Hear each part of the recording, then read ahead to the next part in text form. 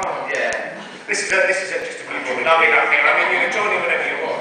But yes, it's true, we haven't seen each other since 79, which is surreal. Yes, it's just great to meet you all. So let me ask what loads of people want to ask. What have you been doing since 1979? Not a lot. No, I've done, from the age of 9 to 17, I went to stage school, but I paid my stage school by the films and by adverts and things. So I had to pay for it myself. So I was actually a scholarship. 1, 2, 3. Oh! So I did lots of things. And I had a scholarship for stage school, and then after that I had to pay the rent. Now I know Eddie, where's Eddie? Eddie, you said about being a teacher on, you said you asked us some questions online, and you said about do actors become teachers or something? Oh, I must be thinking of something else, never mind. Is there any more Eddies in the room? Is there more Eddies in the room? Must be something. And yes, I went into teaching, and I've been doing performing arts all this time. But I work for community safety units, and I actually help young people raise their aspirations and their dreams. So that's what I do. But I'm still involved with performing arts. So. Brilliant. That's more worthwhile than what I do. And Gail, just to ask that same question then, Gail, what have you been doing since those heady days back in the 70s? Yearning for them. Well, the pleasure of our company every day. Yes. No, I've written other television shows, both adult comedy and children's. The one people know aside from the famous five is always Chuckle Vision and the Chuckle Brothers. So you can see that, you know. But don't hold it against Standards have gone up over the years. And I've also just finished a book about John Lennon, which will be out in December. So if any of you are Lennon or Beatles fans, that will be available soon. Have any of you heard the story about how Gail got to meet John Lennon during the this lady nodding over there? Go on, Gail. We've given you a stake. You've got to tell everyone now. I'll just do it quickly. This is about Enid Blyton and the famous five. When I was a teenager, when I was 16, living in Montreal and a Beatlemaniac, John Lennon came to Montreal to do the wedding. And I sneaked in via fire escapes and all the rest, and got an interview from my school paper. And to cut a long story short, he asked me to stay and help all 8 days of the wedding. And I was there when he recorded the Give Peace a Chance song, and he very kindly gave me the lyrics afterwards. So I've been a very, very lucky person. And then I met all of you. That just got even better. Yeah. Gary, have you got any lyrics to give today? Well, we can all sing the famous live theme, maybe. Wouldn't that be fun, everybody? Well, Gary, you tell us, because you've been doing exciting things. Yes. Sorry, I'm just giving you a hard stare for suggesting we sing the famous line lyrics. Good suggestion, but Yeah, that's a really good suggestion. But as Gail suggested, I think Gail should sing it, and the B side. Absolutely, now that would be good. We should do it. No, anyway. Yes, I've been sort of messing around with television for the last few years, and I work in Cardiff. Anyone here from Cardiff? Best city in the world. you could have had a lift. You could have said, Make one your time. Yes. I did it in 90 minutes from Cardiff to here. are there any policemen in the room? Let's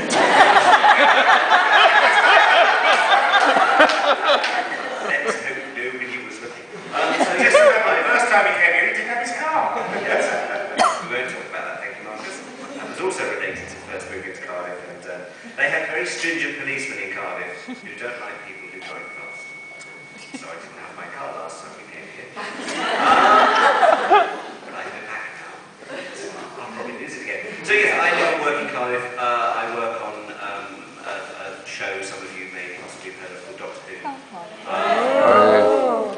They don't want to talk about that. They just want to talk about Doctor Who.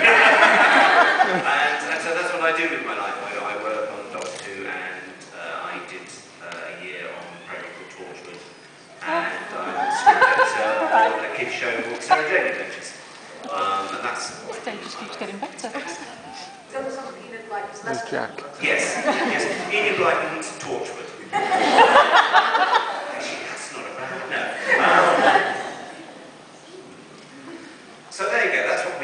Should we ask everyone individually? Oh yeah. What about? Yeah, but to be honest, I don't have to follow that, because after all those illustrious names and getting all that applause from the audience, what I've been doing is boring. So, just to complete the picture, I finished in the Famous Five, and it felt like I'd done the very best I could ever possibly do as a child actor. I mean, we were so privileged and we were so lucky to be in the series, to have the respect of the people who were watching it, and you know, it was a major thing to do, a major thing in my life, and one of the most important things that I did. And I finished that at sort of 14, 15, and realised that I hadn't bothered to go to any of the lessons for the last 2 years. Hadn't done particularly well in school, and thought I really ought to concentrate on getting a sensible job. So I dropped out from acting and went and got a sensible job, became a salesman, and then started my own business. And back in December of 2007 last year, I sold my business, finally, giving away my sensible job, and went back into acting again. So I've now got my equity card back and my agent back, and so if any of you are executive producers, I'm the only one looking for work right now. Oh, two of us! And we're a double act. You did the cabaret circuit. Yeah, well, Very good. singing a famous five song. I think that gentleman there had a question for us, Gary. I'm going to ask whether Gary enjoyed refusing to give James Bond a list. I don't know this story either. I did. Yes, I did. Some years after Famous Five, I did a couple of days' work on Octopussy, James Bond film. Yeah. It's a very famous set of films. He's a spy, very debonair, sophisticated boy. And yes, so there was a little sequence we did where James Bond, played by Roger Moore, who was very nice, was standing by the side of a road trying to flag a car down, and this little sort of sports car drives up, and there's me and 2 or 3 other people from my drama school in it, and we drive up and we pretend that we're going to slow down and give him a lift, and then he runs towards the car, and then we zoom off at the rate of knots, and you can see me out the back going, ha ha ha ha, and Roger Moore then did a very naughty sign with various fingers. So that little bit got cut out. But you can actually see me in Octopussy if you freeze frame it for half a second going. Roger Moore. So yes, thank you for that. And you want to know your career plan?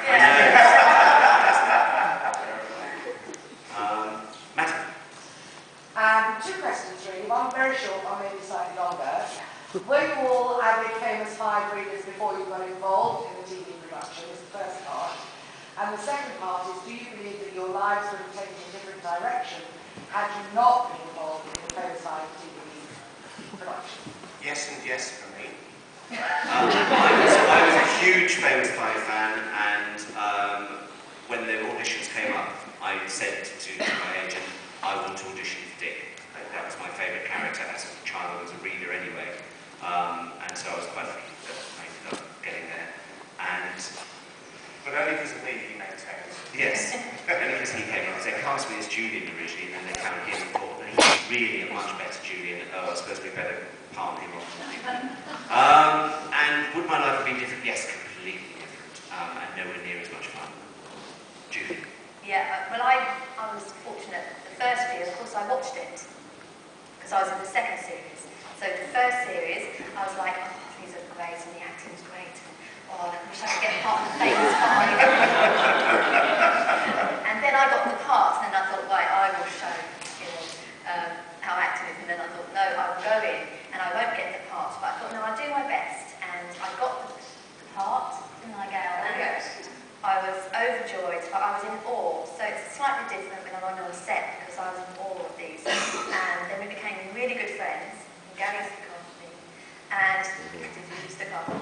And I would never ever wished never to have done Famous Five. It was one part of my journey which was very happy, and I absolutely am thrilled to be on the show. So thank you. Yeah, I think Famous Five was just an amazing book, so I think most kids actually just take their way through Famous Five. My 8-year-old has been